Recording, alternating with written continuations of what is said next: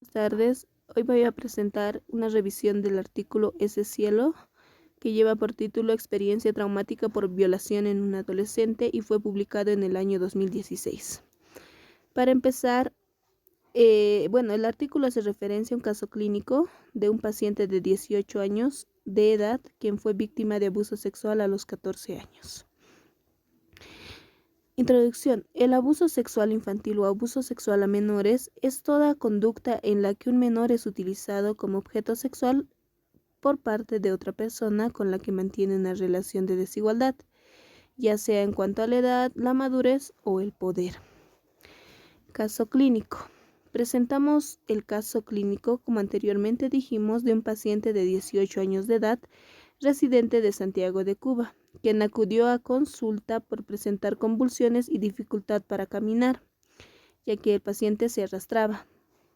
Cabe destacar que este adolescente fue víctima de abuso sexual a los 14 años y que a partir de entonces comenzó a sentirse abatido, irritable y lloraba fácilmente.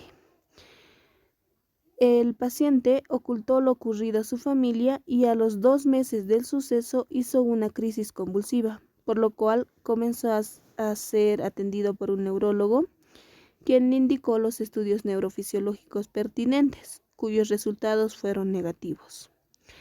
Posteriormente fue valorado por los especialistas en psiquiatría infantil, quienes le diagnosticaron crisis convulsiva disociativa. El paciente realizó múltiples intentos suicidas mediante varios métodos, como la ingestión de tabletas y el ahorcamiento. Por otra parte, amenazaba constantemente a la madre con quitarse la vida y desde entonces era atendido por dichos especialistas. Posterior a la atención de los especialistas, comenzó a observarse una mejoría notable y a manifestarle a la madre que tenía un secreto y que en cualquier momento se lo comunicaría. Un día, mientras caminaba en la calle, relata el paciente que se encontró con el agresor. Entonces, el paciente le contó a su progenitora que había sido violado y agredido por ese hombre, bajo amenaza de muerte, y que por esa causa era que se sentía mal. Luego de esto continuó haciendo crisis caracterizados por autorreproches, ideación suicida, sentimientos de inferioridad, ya que creía ser señalado por los demás con afectación de los intereses y atrofia muscular. Pues dejó de caminar y refería que era un reptil y que no valía nada. Su retraimiento se acentuó, dejó de ir a la escuela y abandonó sus hábitos higiénicos. No quería bañarse ni cepillarse los dientes, de modo que fue ingresado en la sala de intervención en crisis del Hospital Dr. Juan Bruno Zayas Alfonso de Santiago de Cuba para realizar estudio, indicar tratamiento, así como caracterizar el efecto de esta experiencia traumática en su personalidad. En sus antecedentes patológicos personales y familiares, no había nada que señalar. Al paciente se le hizo un estudio psicológico en la que englobamos la esfera familiar, la esfera escolar, la esfera personal, la esfera sexual y la esfera de las relaciones interpersonales. En la esfera familiar, en aquel momento, convivía con su madre y su padrastro, y las relaciones familiares eran buenas y la dinámica familiar funcional. Contaba con red de apoyo familiar. Con respecto a la esfera escolar, comenzó el círculo infantil a los 5 años de edad, con un buen desarrollo en el aprendizaje. Sus relaciones con compañeros y profesores eran adecuadas. Terminó el 10º grado con dificultad, periodo donde ocurre la violación. También seguido de esto, comenzó a estudiar técnico medio en gestión ambiental y obtuvo buenas calificaciones. Con respecto a la esfera personal, el paciente se caracterizaba por ser sociable, comunicativo y optimista. Vinculado a estas características, subyacía una autovaloración inadecuada, pues manifestaba sentimientos de culpa, dependencia emocional y marcados rasgos de inseguridad producto al conflicto. Con respecto a la esfera sexual, tuvo su primera relación sexual a los 12 años y fue satisfactoria. Sus relaciones de pareja eran inestables hasta los 14 años. Y luego hizo rechazo a cualquier tipo de relación. Con respecto a la esfera de las relaciones interpersonales, desde pequeño tuvo muchos amigos con quienes le gustaba escuchar música y conversar. Después del trauma, se aisló por completo y rechazaba sus amistades. Comenzó a oír música rock, a tatuarse todo su cuerpo con figuras satánicas, a pintar todas las paredes de su cuarto con figuras que representaban al diablo y a manifestar apatía total ante las cosas. También se le hizo observaciones generales en la que durante el interrogatorio y la aplicación de las técnicas, el paciente se mostró cooperativo, asumió una actitud positiva y mantuvo una postura relajada. Físicamente se evidenciaron tatuajes satánicos.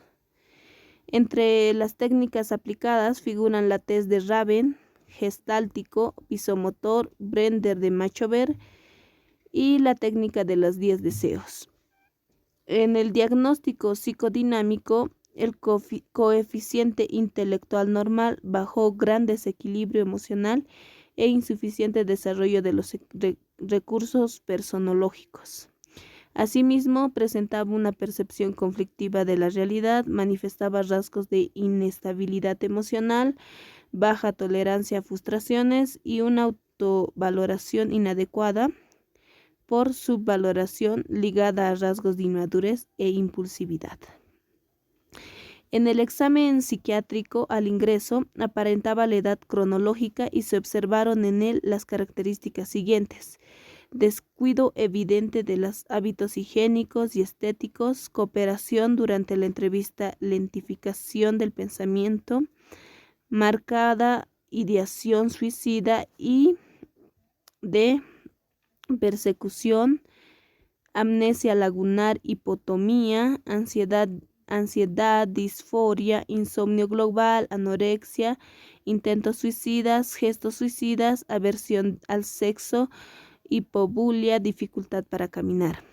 En su relación consigo mismo presentaba baja autoestima, minusvalía y autorreproche con los demás. También presentaba retraimiento y hostilidad con las cosas. Y también se interesaba por lo relacionado con la cultura satánica. Datos positivos que se vio al examen físico fue que el paciente presentaba ligera atrofia muscular.